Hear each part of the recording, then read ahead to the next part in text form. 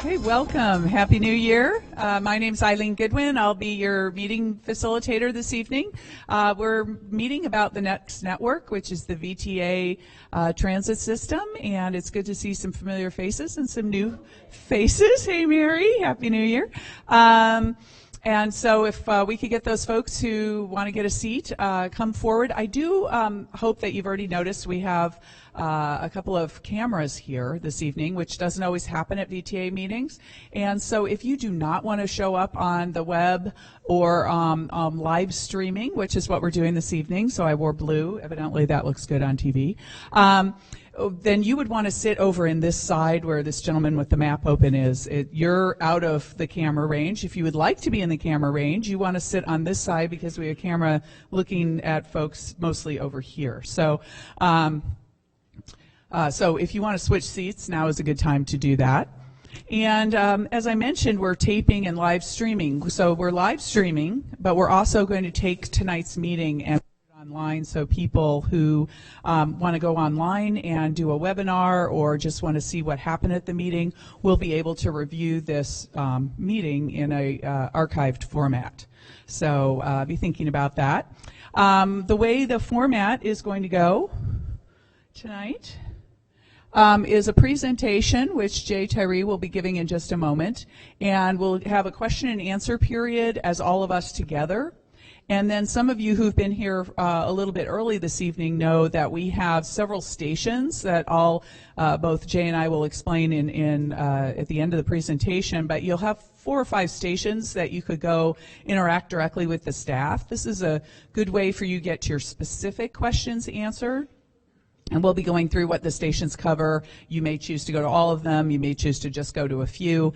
Once you've done the stations, you're free to leave, of course. You don't even have to stay and do the station. But if you do choose to stay and do all the stations, we will be reconvening just very briefly and asking our station captains, if you will, to come in and do just a tiny debrief of what they were hearing as themes from their stations tonight. So that's a way of you seeing, what were the themes? Does that match what the input I left, or is it somewhat different?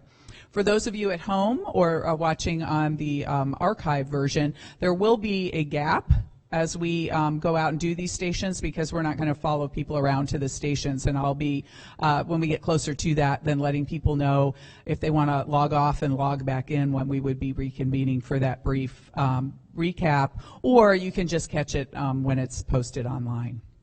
So, as far as the agenda, does anybody have any questions about the agenda? There's a lot of opportunity for you to give input, and we think that probably will be taking close to the full couple of hours. We certainly will be out of here by 8, I would think. There's not a huge crowd.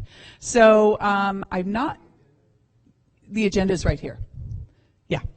So before further ado, I do want to introduce a couple of our interpreters, just in case someone does want to have interpretation at the various stations. And if I could get Kermit to say something in Spanish for us. Bueno, si alguien necesita ayuda en español, pues aquí estoy para servirle, ¿no? And Lynn?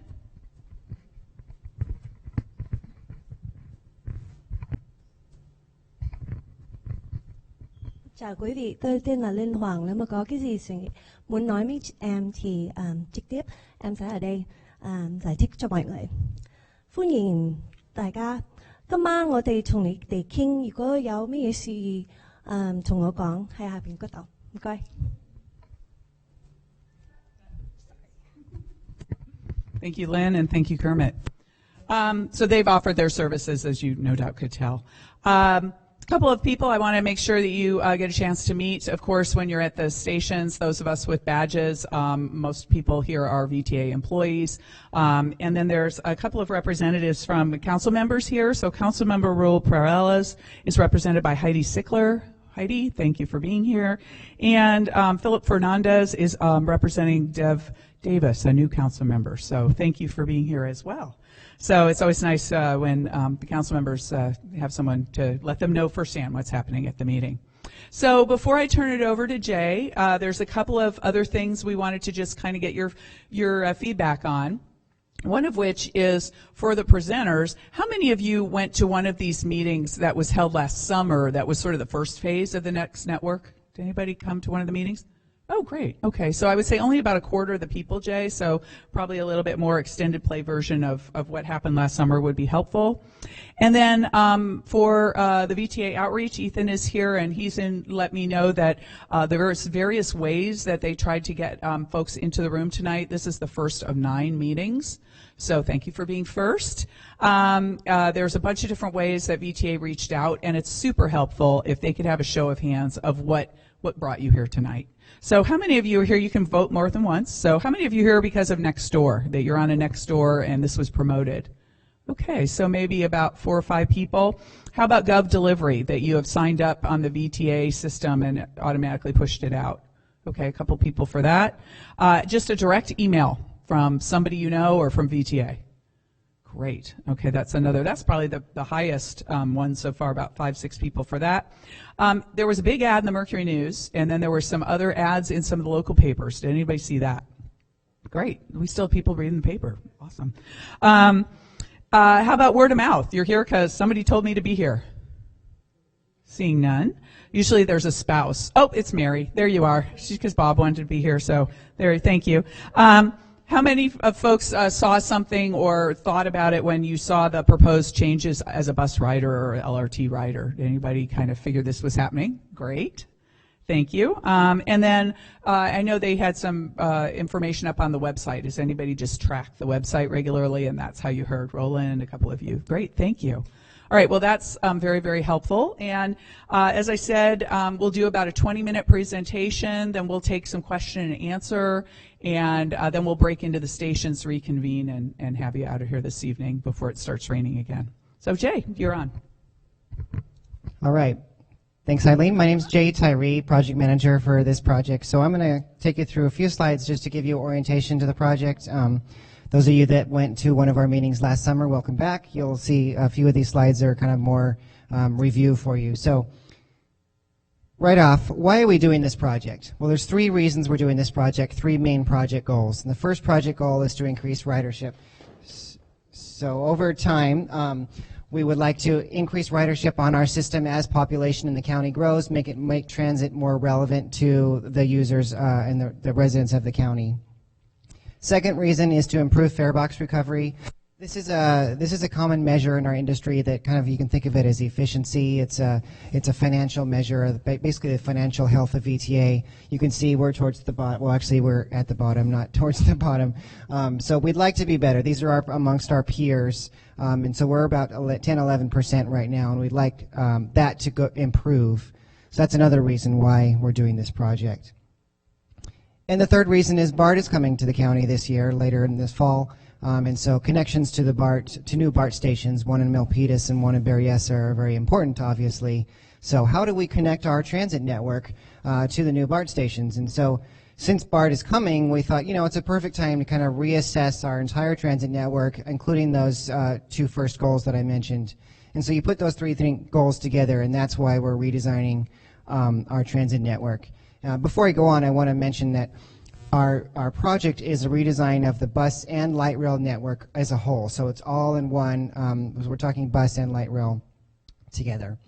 So here's where we are in the project process. We started with a bunch of community outreach over the summer. I'm going to go over that in just the next slide, to gather input so that we, as staff, when we created a draft plan, the plan that you're going to see today, it more reflects your ideals and your values as a community. So we gathered a lot of input. It really did help us to create a plan that we think the community will support.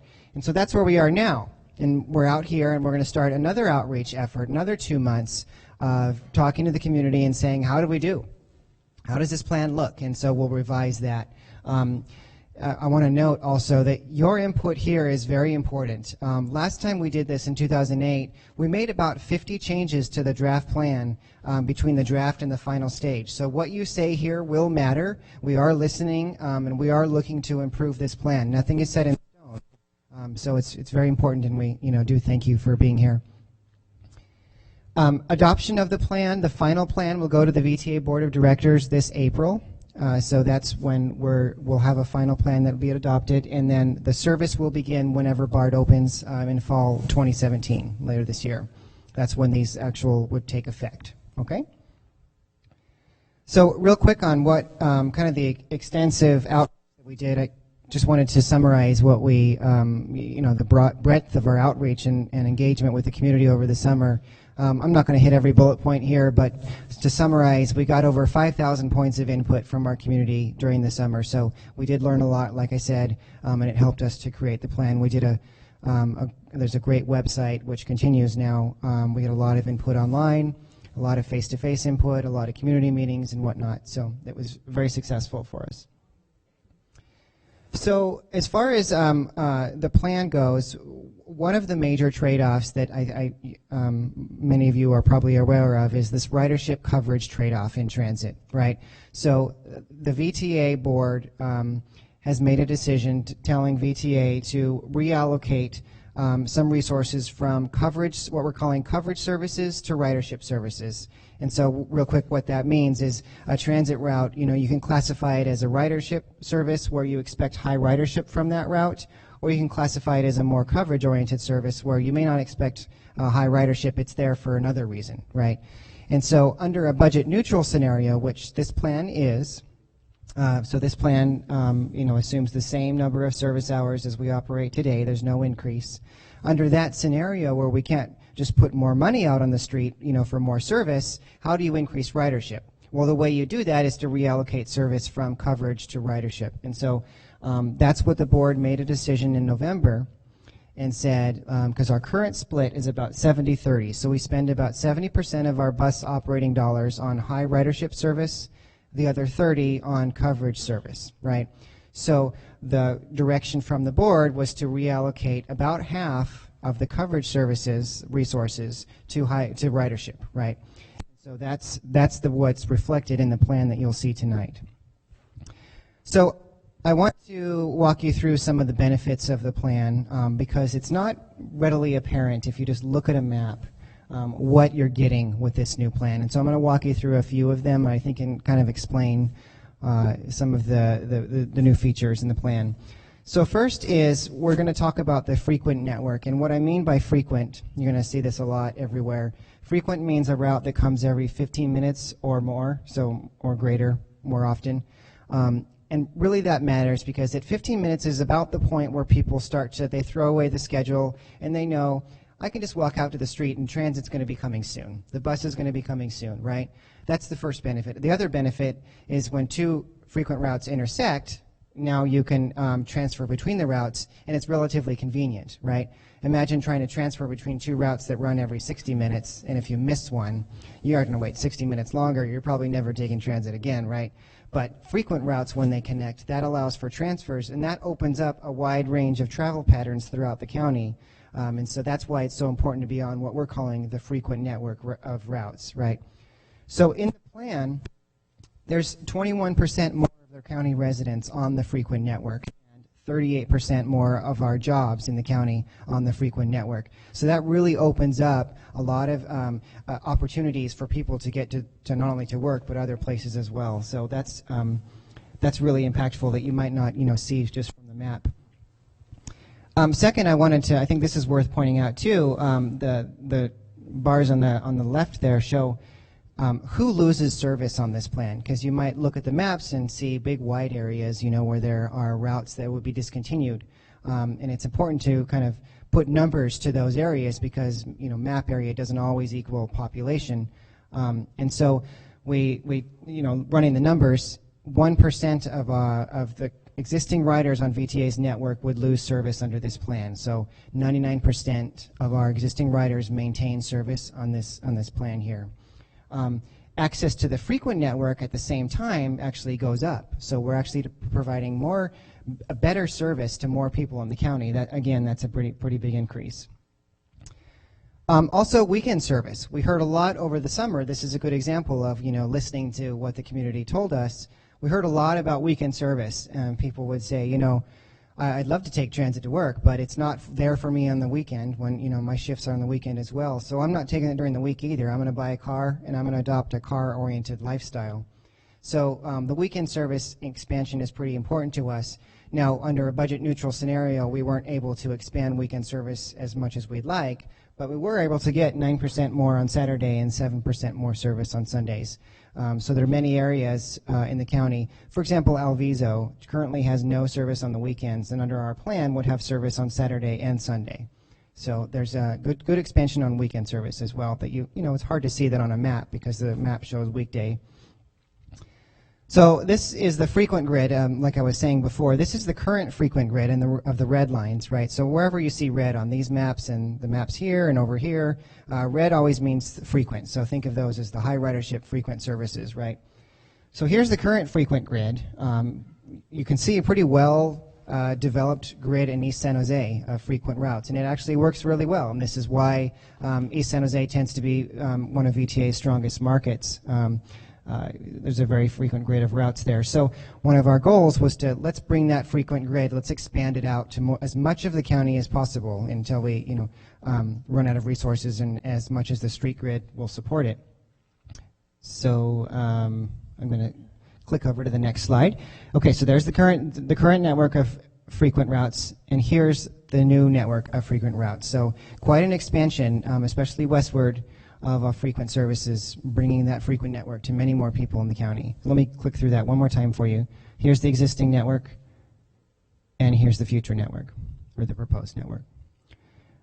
Same thing for rapid. So we have a rapid service you may be familiar with running right out here on Clara Street, the 522. So it's a 15-minute service or better, and it's wide stop spacing, so it gets you, your longer trips. You can take it to Palo Alto, whatnot. So we have one for today, the 522. This plan introduces two new rapid services. Here they are. One is the 523, which would be an upgrade of the current 323. That route would start at the Berryessa BART station, go downtown via King and Alum Rock, Santa Clara Street, then out Stevens Creek like it does today to De Anza, and then it turns north and then goes up to downtown Sunnyvale, meets the Caltrains there, and then north to Lockheed Martin. We heard a lot about lack of north-south connectivity, in a lot of parts of the county. Everybody that lives over here and wants to get to their jobs up north, right? And there's that flow every day. Everybody goes north in the morning and south in the evening. So we really did try to open up, not only with this rapid, with the new frequent routes that I showed you on the previous slide. So that's what that one does as well. The 500 is our second new rapid, which I highlighted in red here for you. This is a direct connection between the Berryessa BART station, which will be the end of the line for the BART service, directly to downtown San Jose, including Diridon Station and then City Hall and San Jose State University. This route would be almost nonstop. It would stop once at 10th and Taylor probably. And then importantly on this one though, these buses will be scheduled to meet BART trains. So when you get off of a BART train, this is what would be meeting every BART train, right? So that's our new 500 Rapid. It's basically a replacement of the Dash, the current today's Dash. So here's the network, and I'm not going to explain this to you from the screen here, but I'd encourage you all to open up your brochures that you have there, and we can kind of get into some of the details. Like I said again, the oranges are the Rapids services. You'll see 3 of those. The reds are the high frequency frequent network, and then the blues and greens are the less frequent services, right? So you'll see that all over. That's the same nomenclature everywhere. I wanted to also mention on this slide, our proposal here is proposing to consolidate the current community bus class of service into the regular local bus class. So community bus as a class of service would go away, which also would include the fare, the community bus fare going away, so it will become a regular fare. So just important to note.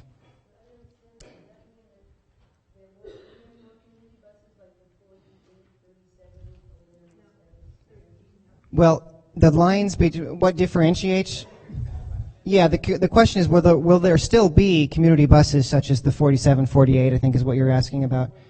Yeah, well, the line between community bus and local bus gets blurred because, today we don't have the old community buses, the gray and red ones that we used to operate. Now it's kind of any vehicle is put anywhere. And so the 4748, for example, are in this plan are replaced by a new Route 27. So in some places, the service in that area would go away. In some places it's replaced by something else, just a local bus. So that should, does that answer your question? Yes, yeah. Yeah. Correct. Yeah, we'll get into that. Let's get into the details in a minute. Okay, a couple of announcements. One is your mic is fading, so this seems like a good time to get you a different mic. Number two, Councilmember Perales has arrived, so thank you for being here very, very much. And number three, just a reminder, we're going to get through all the PowerPoint slides. He's already about halfway through before we start taking Q&A, because I want to bring up some other people who can answer these questions, and I want to write down what the questions are. So I would appreciate you holding the questions till we get to the Q&A. Okay. All right. Is this better? Hopefully this one's better. Okay, so one thing I wanted to note on the network, you're not seeing the express services. That doesn't mean they go away. They're just not shown in this map. We didn't study the express network as part of this project. We're going to do that after BART opens. We'll do a separate study of the express network. So you can assume that the express network all stays the same, with the exception of the 4 expresses that currently go up to the Fremont BART station. Those would be replaced by the BART extension itself. So your service, you just stay on BART, come down to Berryessa, and then you make your way via our other services. Okay, like I said, this is also our plan for the light rail system. And I don't know if you all are familiar with the light rail system. We have kind of the current butterfly pattern of the Mountain View Winchester line and the Santa Teresa Alum Rock line that meet along North First Street in downtown. Our proposal here is a new line across the top. This is the orange line that you see on the map here that directly connects Mountain View to the Alum Rock station, and including the BART station. This is where you'd catch BART here in the Milpitas station, currently called Montague Station. So that provides service directly from the BART station kind of westward out, to the jobs in Santa Clara and Sunnyvale and Mountain View. That's in addition to the regular Alum Rock and Santa Teresa line, which will connect to the BART station, and then take you down North First Street, downtown, and then down to Santa Teresa. Under this plan, the green line, the Winchester to Mountain View line, would now turn back at Old Ironside, so it wouldn't go all the way to Mountain View, it would turn back. But we're also proposing for this line to increase frequency, so it's 15 minutes all day, and so the whole light rail network would be 15 minutes all day. Okay, and then there's a board over here on this side of the room for light rail. If you have any questions, that'll be one of the stations that are, if you have light rail specific questions. On a fares, VTA is also doing a dedicated fare study, and so we have a team of fare experts that are also looking at a bunch of new things on the side. Like I said, one of the things is looking at the community bus, discontinuing the community bus as a fare. In addition to that, this network really relies on transfers to open up the kind of the power of the network to get you many places. And so the current fare policy, our current fare structure, penalizes cash riders for a transfer, unless you have a monthly pass or whatnot. So we're looking into the possibility of eliminating that penalty and offering free VTA to VTA transfer. So if you make if you had to board 2 buses, then it would be free for you. We're looking at that for Clipper users. And so that's one of the things we're looking at. Another thing is looking at the youth fare. And another is the TAP program, continuing or perhaps even expanding that program. And then also with that, we're also looking at adjusting the standard adult cash fare from $2 to something higher. But again, all of this kind of fare study, we're looking to do this within the lens of improving our fare box recovery and our financial bottom line. So, any of these changes would have to at least maintain the current level of total fare that VTA brings in. So, and there will be a team of fare experts, as Eileen will explain, but they'll be out there. So if you have any specific fare questions, we'll get into that. So I wanted to talk about the 2 connections of the 2 BART stations real quick. I have an image here that shows you just where you can get to from the BART station. So this is the Milpitas BART station over there at Montague. And you can see here, there's really a connection for no matter where you're going, and it's pretty frequent. So if you're going, whether you're going downtown, you can take light rail, you can take many different buses. So there's on average 42 buses leaving per hour from the Milpitas, buses and trains leaving the Milpitas BART station. So wherever you're going, there's a route for you. At the Berryessa station, also very frequent service, including the two rapids, the 500 and the 523 that I talked about before, and then some frequent services going down to East San Jose, West Valley, and then up in Milpitas as well. So quite a bit of service at the Berryessa station. I put this together to show access on the transit network because I think this is important. The reason that a lot of people in the valley today drive rather than take transit is because they can get farther faster in their car than they can on transit, right? We heard a lot all summer of people that say, oh my gosh, I would take transit, but man, it would have taken me 3 hours to get to work, in the morning on transit. So I take my car because it takes 45 minutes. Well, what they're really referring to is that the world that their car opens up to them is bigger than the world that transit opens up to them, right? And so our goal as a transit planner is to open up that world of transit for you so that from your house or your workplace, you can get to more places in the county. So that's what these images show, and we did these analyses from a bunch of points all over the county. And by the way, you can go to our website, drop a pin, and it'll show you where you can get to from any spot in the county under today's network and the future. So for here, I chose downtown San Jose just because of the meeting tonight here. So from downtown San Jose today, if you look at the image here, the green areas is where you can get to on transit today and in the future. The yellow areas are the areas you can get to today but not in the future plan. And the blue areas are the new areas you could get to in the future plan, right? So think of the blue as what you gain, the yellow is what you lose, right? Well, it turns out it's 10% more people, so 10% more residents have access. You can get to 10% more residents from here, and 11% more jobs. So that's pretty, if you add that up, like do this all over the county, there's some high numbers in some places, some low in some other places, but it's pretty impactful to see that all over the county. Real quick, I wanted to mention the website, actually, and really encourage you to go to it. It's really been very successful for us to gather feedback. You can go to the website. There's a bunch of functionality on here. By the way, it's in 6 languages, so we're really trying to reach out and really broaden our audience here. You can click on any route that you ride today, and it'll give you a map, what that route does today, what's it proposed in the future. It'll give you diagrams of the service, when it will operate, what frequency, and it explains all that. You can, like I said, drop a pin. You can see where you can get to on the network. Here's an example of a route. So, and there's also everywhere, all over the website, there's places for you to provide your feedback, and that goes directly to us. And we really do listen and consider everything. So it's been very helpful. So like I said, we're here to discuss with you, and the plan is not final. We're looking for your feedback so that we can make it better. Looking forward to revising it in the next couple months. So with that, I'm going to turn it over to Eileen. All right, but stay there with that microphone because it's the good answering microphone. All right, hopefully I can keep this one going. All right, I've got a couple of folks that we think might be asked to answer some questions, so those of you know who you are if you'd work your way forward. We have about 25, half an hour, something like that, for questions. How many people think they want to ask a question? Great. Okay, wonderful.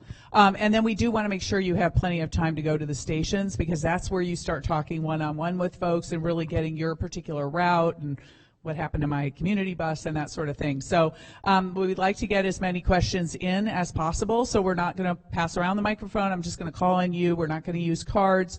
I'll just call on you. I'll try and put the next person sort of on the on-deck circle, so you may be thinking about how you're going to word your question.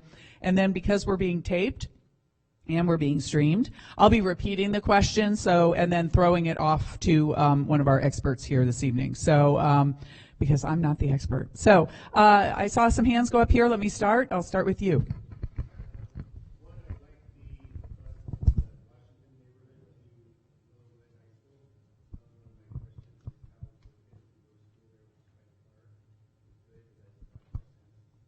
Sure.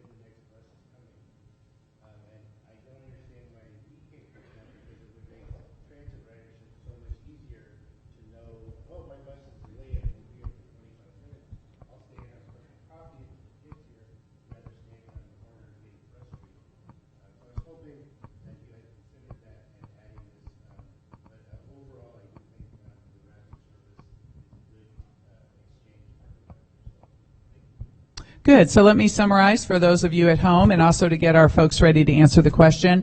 The first part of this gentleman's comment was a comment supporting service to Willow Glen High School, specifically from Washington area. He's also supportive of the rapid bus idea. And then he had two questions. So the first one is, if we're spending a lot of energy timing BART connections, could there be some effort put into timing Caltrain connections? So who wants to take that? Is that a Jim question?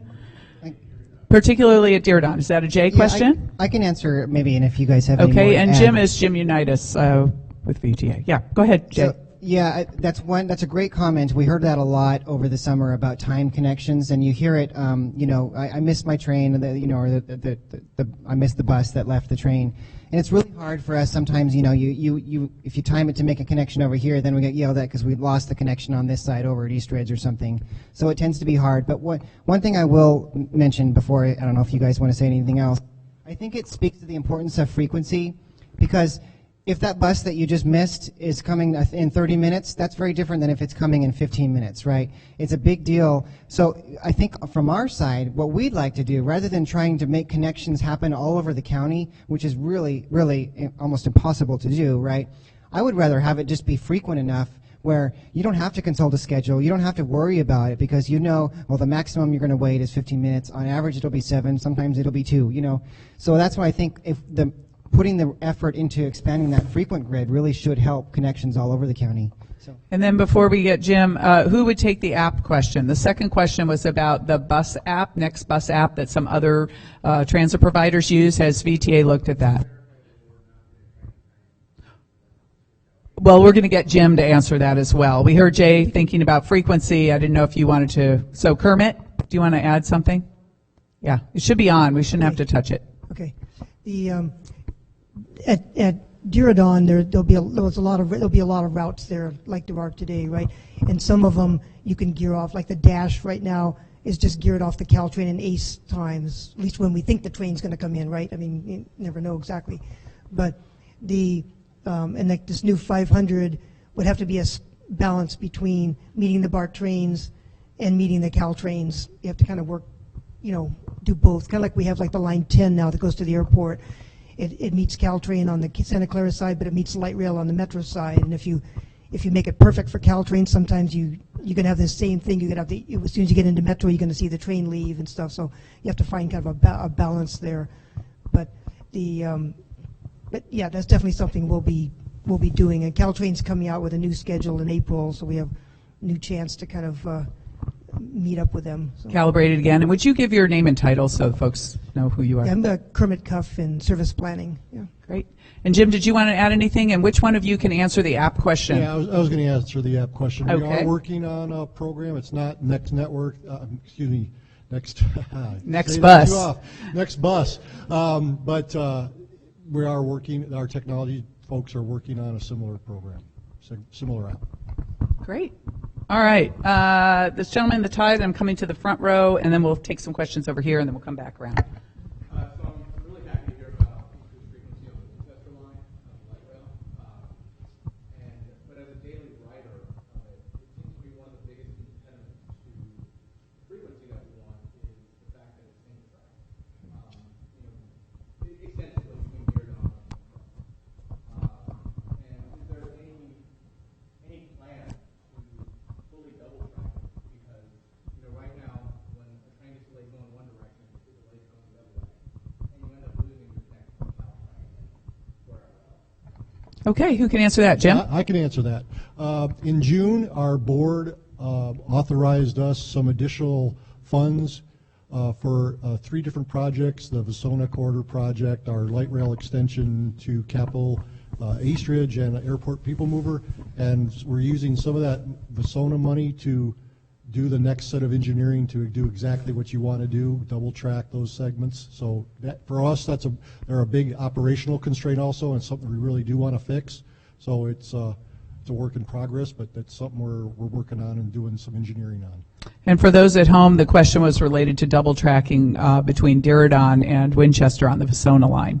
And the answer is yes, they're working on that. Okay, promise the front row.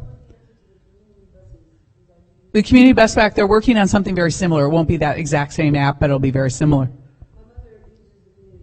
Oh, the community bus. Okay. Okay.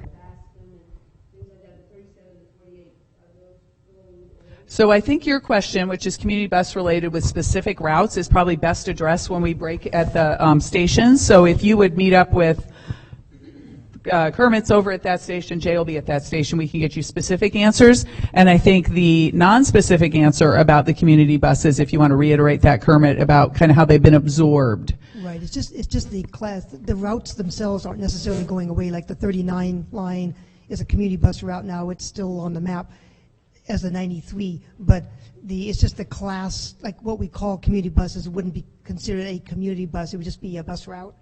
And so and the regular price, and so we can use the buses wherever we need them and regardless of the size. So it's not really changing that much. Right. Yeah.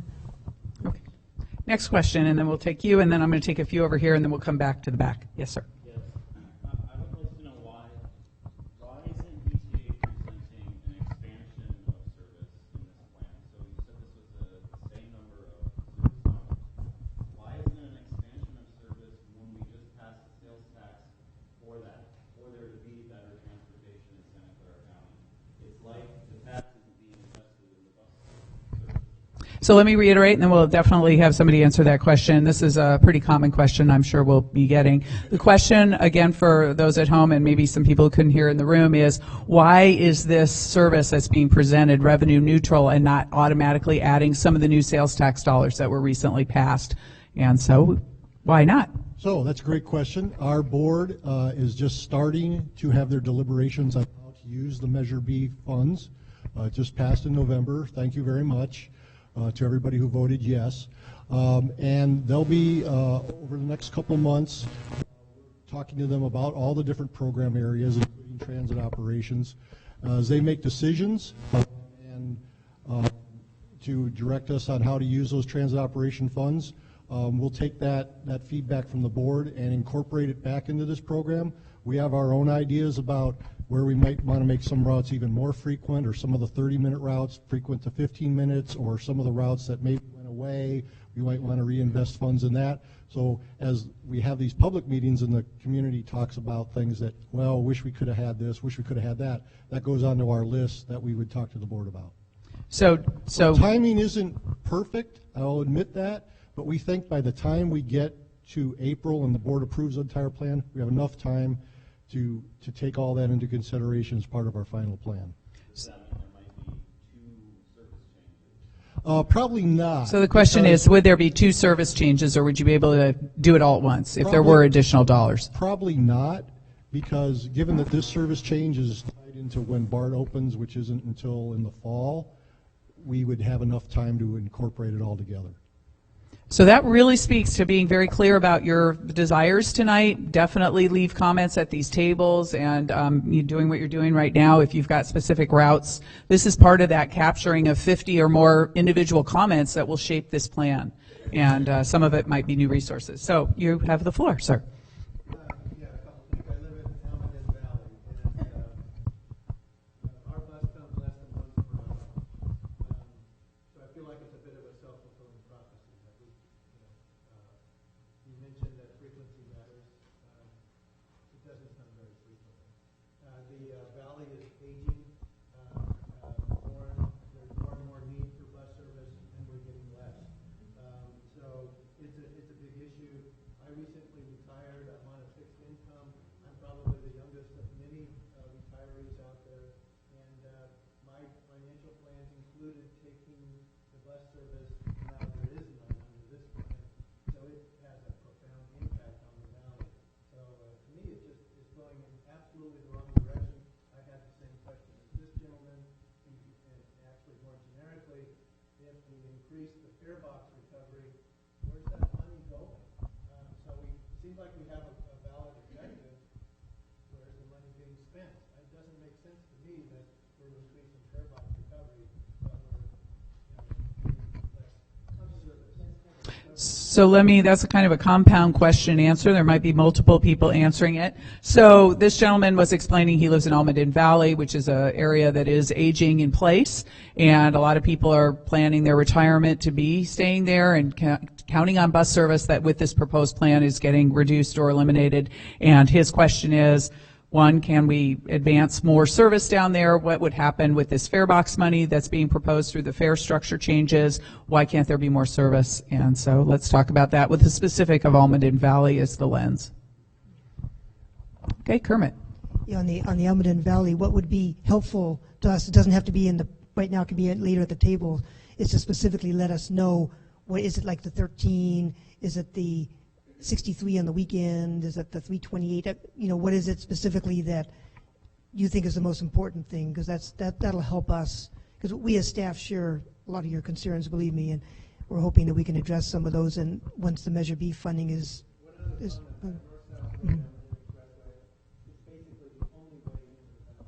yeah. So we're continuing to build multi-family residences down there. The new brand-new unit law is coming into place.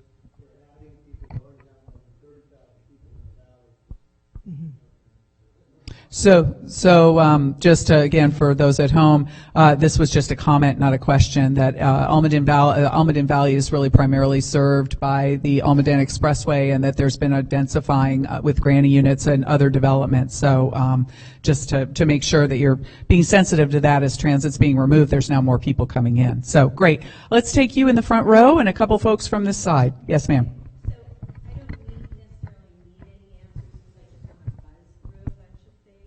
Okay. In regards to connections, I think late night connections are really important. 181 is going away, but you moved it, so now I can't run fast enough to catch light rail to get it to Omaha Channel and walk 5 miles because there's nothing in the community. So these proposed changes for the 63, 13, 37, all that stuff, I will now have to walk 3 miles or 5 miles to get public transportation. I've been riding for 11 and a half years. I would buy a car. I will be done with this. Almaden Valley has high property taxes, puts in a lot of money, and they're getting 0 services. It doesn't matter if they're aging, it doesn't matter if their kids going to school. All these people need to have an access to that. 63 before 2009 used to run part of the 13. If we can do it as a morning to get those kids to school, and in the afternoon, an afternoon trip that also facilitates people that want to leave in the morning to get out of their neighborhood to go to work and to come back in the late afternoon. Seems like extend to 63 in the peak hours or something Right, like the that. peak, maybe 6 to 9 or 6 to 8:30, and maybe 3 to 6 in the afternoon. That's all that would need. The 64 could turn, before it turns on Holman, could go down Almaden, turn right on Maccabee, follow around to Redmond, turn left on Redmond, go back to Almaden Expressway, and then go to Almaden Light Rail. Have its break there, because right now I think they're breaking at 20 or 30-minute breaks. So they could be driving for another 15 minutes and then take a 15-minute break. And that would extend that route and cover all these pockets. So that's exactly the kind of feedback we're looking for at the stations, because this is really hard. They can't take notes. It's really hard for me. So, yeah, I'd like to keep to the big picture issues, but I appreciate your enthusiasm. I have some more things I just want to cover. I appreciate all the hard work. I just want to say that. And the 500, the 523 sounds really promising. The change in, I was thinking about it for the youth, that they're paying, we're giving kids a mixed message by saying, gee, we're going to let you pay $25 for the summer pass, but when school comes around, your monthly is going to be, what is it, $40, $45? That's counterintuitive. You're punishing them to go to school by paying more. And here, go have fun, $25. It needs to be the same, and we're the only system that charges more for the kids than it does for the seniors. Let's see. Okay, one more, because I got other people who need to talk. Okay, great. Let me summarize. This lady also is an Almaden Valley person, sort of seconding a lot of the things that have been brought up before. Had a lot of specific questions that are going to be addressed at the station, is concerned about the mixed message on the fares with kids getting a further discount for summertime and they're paying a higher bus pass. We will have a fare station, so I really encourage you not only go to the table, but also the fare station, because we've got several people who take that. Appreciates the hard work, likes the rapid service idea. So thank you. Great. Obviously, you ride it. Yes. Oh, yes. Thank you. Yeah. Missed transfers. The late night is important. The connections. Now you're pushed 3 to 5 miles out. Yeah, for walking. Mm-hmm.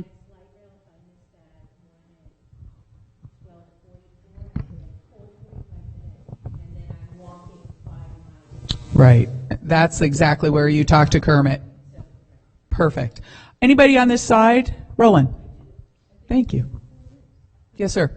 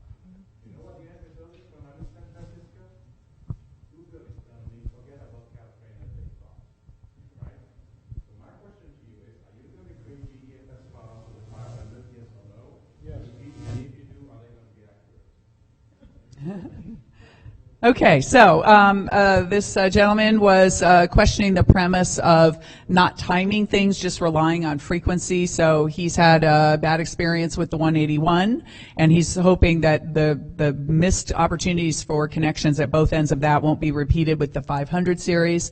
And he's asking about these GDFS files, which are related to how Google and other trip planners look at these systems, and the VTA is going to have those available, my understanding. Okay. Other questions on this side of the room? Yes, sir. Okay, well, if they're specific to routes, please do it. We're taking notes at all the stations as well. But I want to get your big ideas down so that we get them in both.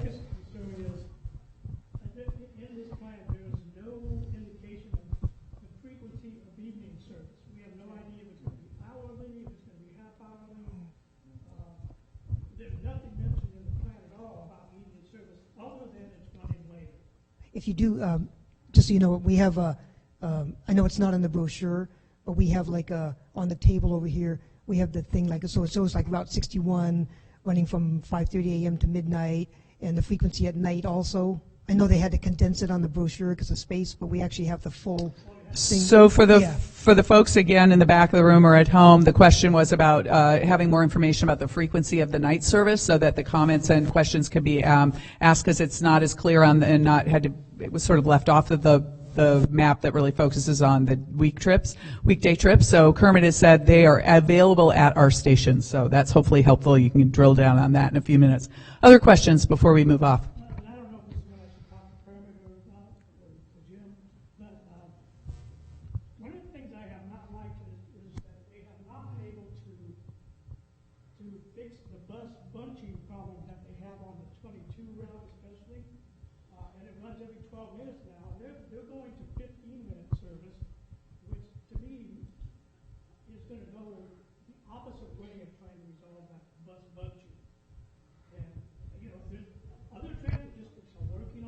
Mm-hmm. A lot of times you stand out there and you'll see 322s come by at once, and that means you can wait 30, 35 minutes for something that's supposed to go as well. And that would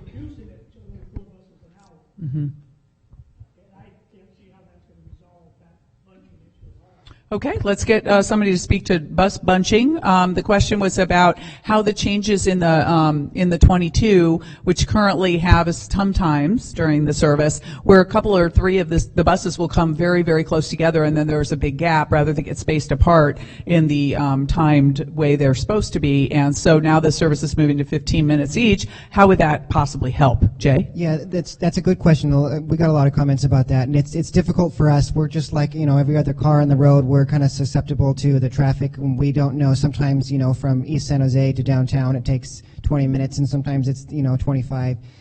So it's very difficult in that respect. The 522 swap of frequencies is a kind of part of our effort to make our rapid service even more attractive. That's why we're increasing the frequency in the rapid and less on the local service. But I will say on reliability, one of the reasons why the 22 is particularly bad, it's very long. It's very long all the way from Eastridge all the way up to Palo Alto, right? So in this plan, you'll see we've broken up some of the longer routes that don't make sense to have them all together. Like the 26, for example, is another very long route that goes kind of a big L throughout the county.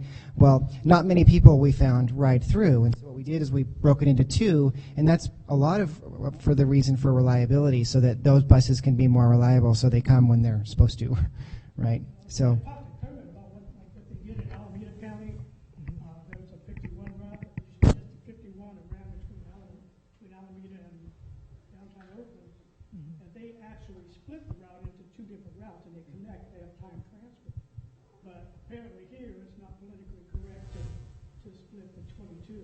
Well, I think you're hearing they are trying it on some other routes. So again, that's a perfect question to take to the table about could the 22 and where would you recommend the 22 be split? So that would be a great follow-up. I do have some other people, and I'm seeing this lady would like to go again, but I want to take others who haven't spoken yet first. Yes, ma'am.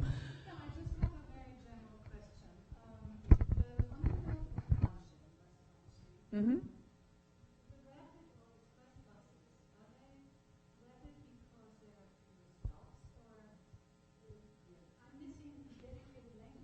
Okay.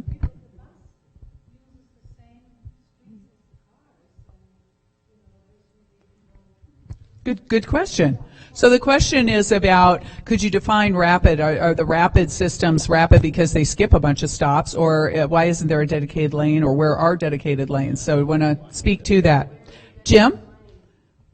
So that's a really good question. And when we describe rapid, it's really more rapid for a few reasons. One is it skips stops. It doesn't hit all the stops. It uses traffic signal priority, which means it does get priority through traffic signals. There are sensors on the buses that are connected to the traffic signals, and it indicates when it's coming. So if the green light's green and the bus is coming, it'll extend the green a little bit, or if it's the red light's red, it'll shorten the red light up a little bit. We have studied dedicated lanes on the El Camino. We were proposing dedicated lanes on the line, on the 522. The cities along the way did not support it. So we would like to have dedicated lanes, so this might be something you want to take up with your individual cities as this goes along. We're going to be relooking at a couple of corridors, the Stevens Creek corridor and the El Camino corridor again.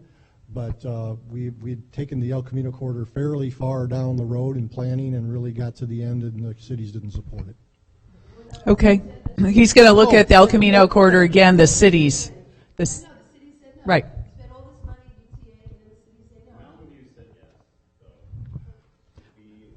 So Mountain View said yes, but Santa Clara, Sunnyvale, Palo Alto were not as supportive of that system. Is that That's accurate? correct. Yeah. I mean, All right, I'm going to move on because some people have not had a chance to speak, have been very polite. I just want to say one last thing about dedicated lanes. Yep.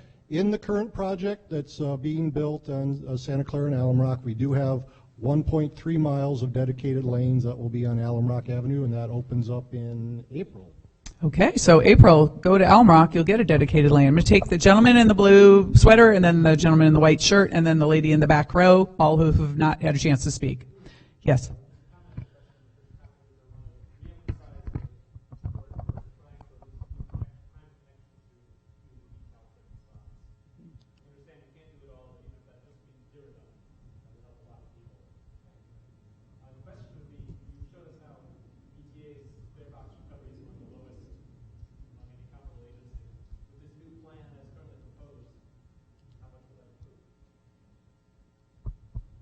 So there's two comments here. One is to reinforce and support and emphasize the Caltrain connectivity, particularly at Diridon. That's seen as a positive thing. That's really more of a comment than a question. And then the second was a question about VTA's current low fare box return and how does this plan, as proposed, change the bottom line on the fare box? I think the answer there is, the low fare box recovery is we're not being as efficient with our dollars as we could be, and so to the extent that this plan increases ridership, when we currently provide 100,000, boardings per day on the bus network, and it goes up to 110 or 115 or whatever it is, that is additional money that's back in the system for the same amount of money that we spent, right? So then our fare box recovery goes up. So at this point, we're not projecting what an increase would be on the fare box recovery. We're just kind of assuming that, any additional that comes back, we'll go back to the community and have a discussion with you. Okay, great, it worked out, we have more money, and where would you like us to, improve service? I'm guessing at what? No, Well, we do have a model. So the question was, are they guessing? And Jim's got a model. We do have a model. We don't have enough input yet to finish the model because part of it depends on what happens with this in terms of what did we actually change in terms of bus service. This is only a draft. It also depends on the fares that are also part of this. So if the fares are $2, that's one type of fare recovery. If the fares are $2.50, that's a different level. So these things will all come together sort of at the end point, and then we'll generate some numbers. Okay, thank you. Gentleman in the white shirt, and then I believe I have the lady in the back row, and then there's another lady in the back row who hasn't spoken yet. Sorry.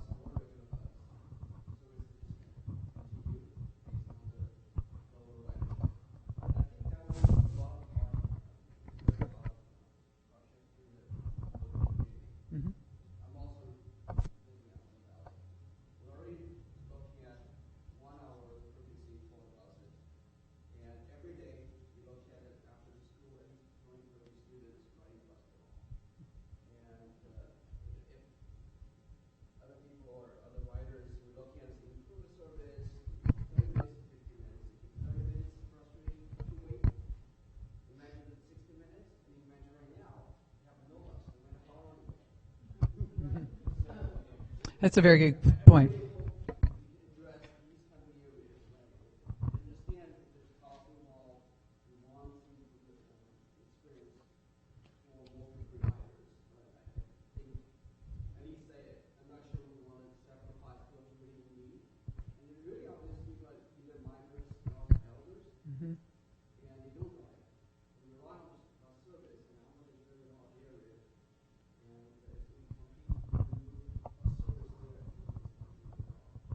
Okay, let me summarize. This is also speaking generally, but also specifically to Almaden again. Thank you. There's a specific question there. How many bus routes are eliminated completely? And I think we do have a close total, don't we, to somebody, Jay? I don't really know how to answer that question because like we're saying, like the 47, 48, the 27, one route would replace most of those routes. So we don't really count the number that, because things get replaced or, service gets replaced by some other route. So then the next question is, how many areas have been completely left without service, ma'am? If we can give this gentleman the opportunity to get his questions answered. How many areas are left without service under this? And there's a concern that we might be sacrificing people who would be really put out by this, elders, people who are students who are minors and can't drive. So how is VTA approaching these areas? Well, that's a good question, and we'll walk you through all the places that would lose service. I can show you downtown Los Gatos, Saratoga, Almaden Valley, and so that's the difficult part about this project for us, and that's why we're here, because we're, the board has told us cut back on half of the coverage service, right? So now we have to cut half of our, remember we were spending 30% of our resources on coverage service. Now we have to spend 15. So I have to cut that back. And now I'm going to go out to the community and I'm going to have Palo Alto say, well, we want this back, and Los Gatos wants this back, and Allen Valley wants this service back. And so we need to talk as a community to decide where we're going to put our very scarce resources. Believe me, I wish I had more service to spread around, but like you were saying, that you're saying the 60-minute service is better than no service. I completely agree with you. I just can't put frequent service all over the county. Okay. One thing All I right, want- and one more thing as we add, and then I've got a couple of people on deck. I'm seeing some people have already spoken and want to speak again. So, and I have about 5 more minutes to get questions in. Kermit. Okay, just wanted to respond to you too, that what would be real helpful, like I mentioned to the others, is give us specifics on what you think would be the best. Like, is it extending the 64 down and forget the 13? Is it putting the 13 down? That kind of thing. Is it the 63? Getting to specific. You don't have to tell me now. You can tell me at the table. But that would really help us as staff, because we share a lot of your concerns, but that'll help us figure out the best way, especially if we do get some more funding. So. Okay, the lady with the scarf in the back row.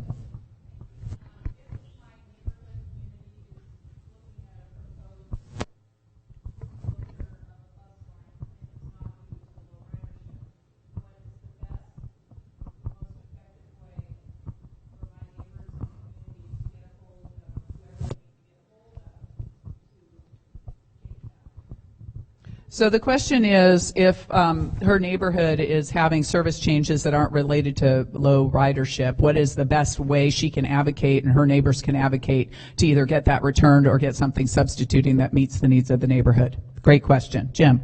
I think the best answer is, and we value all the different points of input, whether it comes from the public meetings here, whether you input through our website, whether you call our customer information center. So we value those all sort of equally, right? So if there's folks in your neighborhood that want a particular bus back that they couldn't come out tonight, but if they provide us that feedback through our website or through our telephone information center, we're going to be collecting all of that feedback up and using it to develop our final plan. So I would suggest that would be the way to do it. There is a specific place to go on the website. In fact, I think we have it in one of the future slides. Do we not? Yeah, if you go to the website, let me go back here, and you click on the route that you're talking about. So let's say it was the 60, and you want the 60 to come back. You'll see all the information about the 60 and what's proposed for it. And then at the bottom, there's a form to submit your feedback. And so that's what I would suggest that you do, is encourage your neighbors to do as well. We take it very seriously, like Jim said. And it's nextnetwork.vta.org. So, all right, I think your person sitting next to you had a question. Yes. So the question is there a timeline for the bus app? Asked by the aide to the council member. How quick do you want it? No, I'll have to find out. I'll have to find out for you. But I'll get back to you on that. Okay. All right. I know there's a couple people who would like to maybe ask some questions again. I don't want to short shrift our stations because some of these questions are really going to be better for you to give that direct input to Kermit. Are there any people who have not yet spoken at all and want to ask a question formally? So I have 2. I'm going to take the gentleman in red, then the gentleman in purple.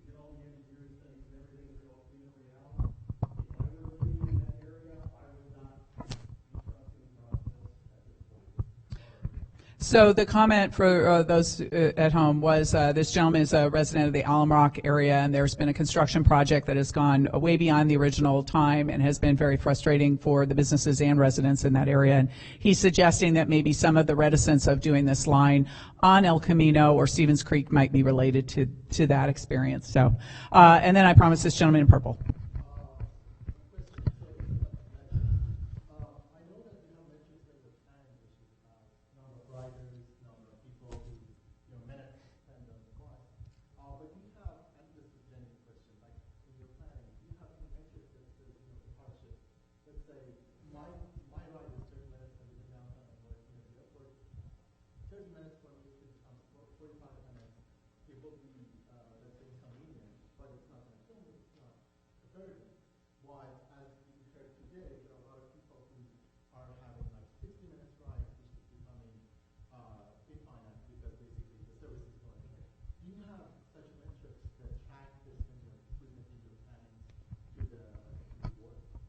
So the question is, does VTA staff track and have a metric or a way to measure the potential hardship for some of these changes? If somebody's going from a 30-minute ride to a 45-minute ride or a 60-minute ride to no ride at all, how is that information presented to the board as the board considers these options, Jim? Yeah, I think the way we look at it is by ridership. So how many people are doing, how many people are impacted, and we have that kind of information. But I don't think we have it in sort of any other way than just the ridership that uses certain routes and does certain things. Yeah. So probably some of that comes through public comment where people tell their stories. Bob?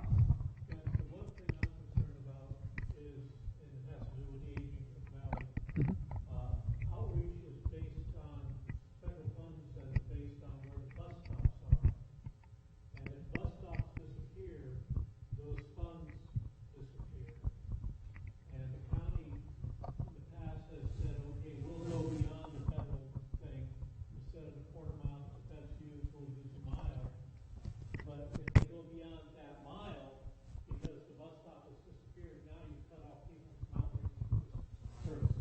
And we really need to look, as part of this process, I think, we need to look at the outreach system to see if maybe we can fill in Mm-hmm. gaps with outreach, not just for people who meet certain handicap criteria, but there's people who don't meet those criteria, such as my wife, who cannot drive and cannot use cars because of the simple fact she's almost there. Right. And we've got to be able to reach out to these people because with an aging valley, we're going to have a real serious problem. You're going to need go karts all over the place because we're going to have all the people in that valley without the ability to drive. So I want you to meet Aaron, who's there in the blue tie. He is the paratransit coordinator, so he might be able to give some very short answer to this, but the bigger picture is he has a table outside to get really into that. And for those of you at home, the question was about the aging population, people who are maybe borderline but don't completely qualify for outreach. How does outreach interact with this new bus service? Is it a way to fill gaps? How are we going to address this as this issue goes forward with more and more people aging? Aaron? So, good evening, everybody. I would just like to comment shortly and also provide additional answers to any specific questions at the booths outside. One thing that VTA is responsible for is providing paratransit services, which is really a safety net for individuals that cannot ride the fixed route services. So with any fixed route service change, there's potential paratransit service area changes. And so what we're trying to do as staff is come up with some recommendations to ensure that the existing clientele still is able to provide services. So we're working with the Committee for Transportation and Mobility Accessibilities, and we'll be coming up with a couple of policy recommendations to go to our board. I know our board is very supportive on ensuring that there's no service gaps for current existing clients of paratransit services. Okay, and remember, he's got a table. You've already spoken. We are in a position where we want to get everybody have an opportunity to get to the stations. We can do that when we reconvene. How about that? Because I really want the overall. Well, the frustration with VTA is that you have a lot of resources. You see how much wealth and resources you're putting into things. And the whole thing with the bus rapid transit to have a dedicated lane, we didn't get that because the cities wouldn't allow it. We have to have more leadership from VTA to solve our problems. Paris is solving their problems. The mayor of Paris is saying that the pollution that they have there, they must stop riding the cars, and she's just taking the cars away. We need to have leadership from VTA. We cannot allow it to just, have all these plans, have all these resources, and the city say, no, thank you. We have to change that. Okay. The way we do things. And so, anyway, Paris is doing that, and we have a big pollution problem here. We get Fs from the American air, whatever, the whole thing on. We have an F in the Santa Clara County. So we need to get out of our cars, and we shouldn't be reducing our coverage, and we should be making it cheaper, really. It needs to be cheaper. I'm glad you're dealing with the prices in terms of that, but it needs to be even cheaper, and we need to get out of our cars. That's how they solved it. And we need a much more comprehensive transit system to Perfect. get us out of our cars. Thank you. Perfect segue into the stations where we can talk about fares, and you can give your opinion about that because they might go up. So an opportunity to go meet and talk with people about fares. An opportunity to speak with Aaron about paratransit, Jason about the light rail system. We have core connectivity, which I'm going to have Jay, if we could get him the microphone back. Oh, you've got it. And then the bus service. You've met Kermit, and his folks are going to be over there. Jay, do you want to talk about other topics in core connectivity for just a moment? Real quick. I didn't mention core connectivity but in my presentation, but I wanted to mention it. The board back there, core connectivity is a project that we're engaged in to look at, are there other ways that VTA could partner with local agencies or local communities to provide some kind of mobility service that isn't a 40-foot bus traveling down a major arterial? Maybe there's something in between. You know, maybe, for example, like an Elmwood Valley situation, maybe we partner with a taxi service, and it's, you know, we can help and do taxi vouchers or something, or maybe it's partnering with on-demand service, or maybe it's a community shuttle. There's a lot of different ideas out there. It's in the early stages, and so we have a board back there, and we really are looking for your input and thoughts on where we might head in that direction, okay? Thank you, Jay. So the board for those ideas that we just talked about with Jay is going to be back there in that corner. This long table with all this information is about your bus service. Light rail over there. We're going to have paratransit and the fare survey are outside in the lobby. And we will reconvene in about a half an hour. So those of you at home, you want to go eat dinner and join us again in about a half an hour. We'll do a brief recap. And thank you very much for coming out this evening.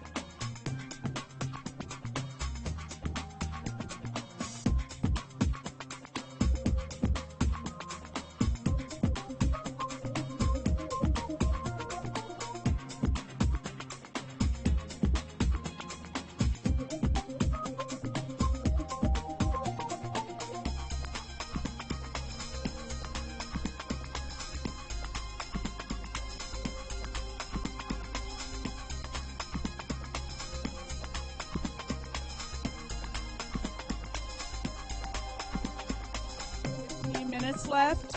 15 minutes.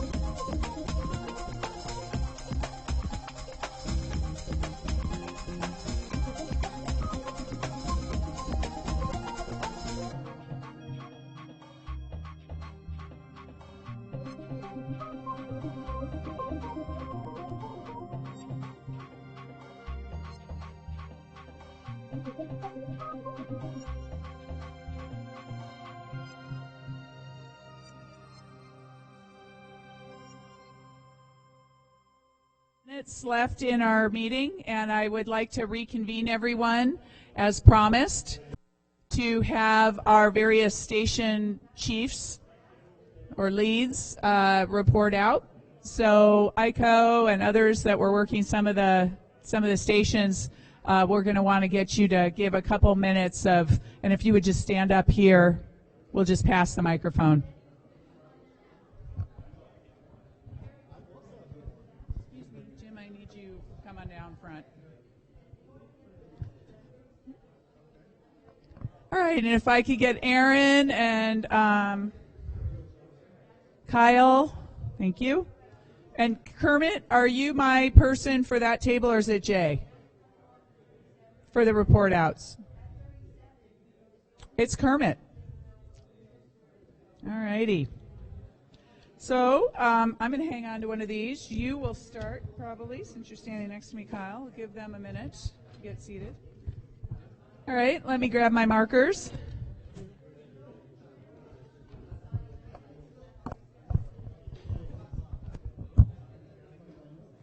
All right.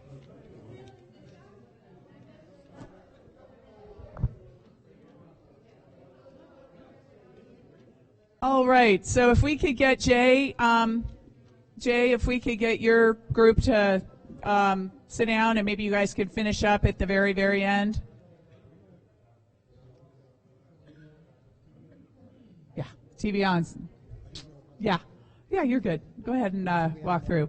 All right, so as promised, welcome back for those of you watching at home, and welcome back to those of you on the webinar who just went zzz and came right here. What we promised is that we would do a mini debrief so that folks who chose to stay would have an opportunity to hear some of the themes that are coming out of some of your individual comments, because it was really important to get to those specifics tonight. But we didn't want to leave you wondering, well, what happened at that table? What message did they get, for example, at the fair table and that sort of thing? So since fairs was a big topic, I'm going to ask Kyle to start with what'd you hear about fairs? Sure. This is Raul Manlapis over at Fair Tables, and so we had two themes today of interest and topics, and that is the support of transfers in between VT-VTA services, and also the transfers being free transfers, I would free think. or reduced transfers. Yep. And of course, free or reduced fares for youths. And so those are the two major themes that we've discussed at the fair tables. And of course, completion of the fair survey that we have, both in paper form and online. Thank you. So if you didn't hear that, there's a paper form and an online fair survey. And those of you who are taking this via the library system or live streaming is available online, as there will be the webinars that are also available through YouTube, VTA's YouTube. Did you have a question about that, Roland?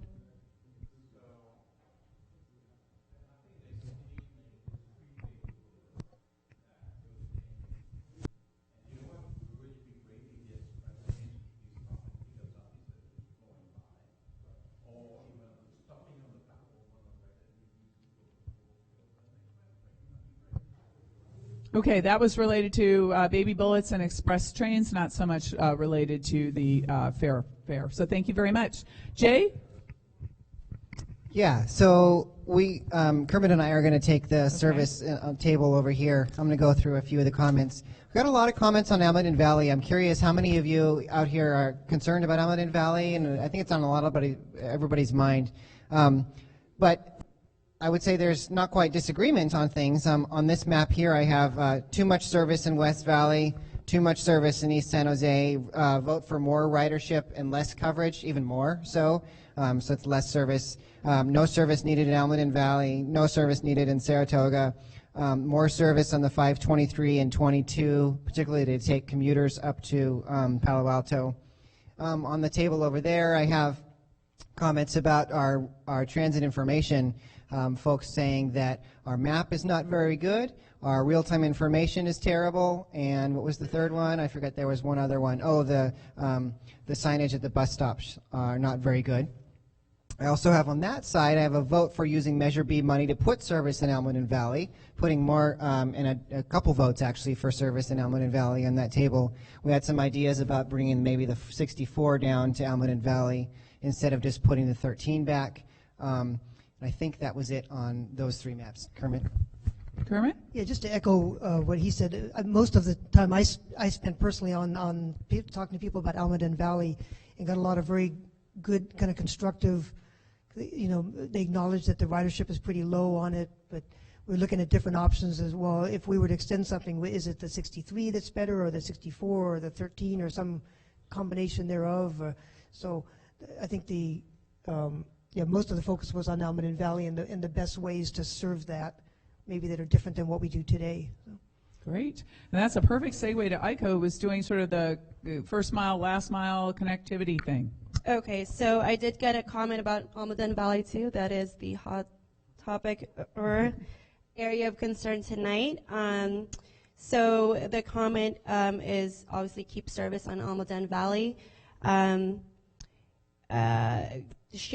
use of shared rides as a strategy to fill these last mile gaps is promising. Maybe use it as a supplement, but not an alternative. Also, this is a general comment, but VTA needs more multilingual signage, especially in Spanish, because a lot of our bus riders are Hispanic. And these new apps that use our carpooling apps like Scoop and partnerships with Uber, again, promising. People seem to like those ideas. Great, thank you. Is Aaron available? We'll take there we go, paratransit. Had a couple themes. One was they thanked VTA for the management and the work that they're doing taking over paratransit services. 2, that VTA should consider taking on county trips above and beyond paratransit and fixed route services. And 3, that VTA should consider using the paratransit services for an on-demand, same-day Uber-type taxi service and integrating it to be servicing paratransit clients, but also the general public, and the general public that could be part of the 15% coverage-based system, so it kind of is a hybrid type system. And that was my report. Great, thank you. I know Jim, did I skip? Is there an LRT person here? Oh, that's you, perfect. Jim took the LRT. I was doing LRT tonight, heard really a few things. People like the new orange line. Questions about the extensions of the light rail to both Capitol and the Vasona extension to Highway 85. Also, can we make some improvements on the Vasona line in terms of upgrading the track from single track to double track? And I think that was about it. Yep. Thank you. So just one more plug as we let you go this evening. If you had so much fun and you want to come back tomorrow night, we're in Milpitas.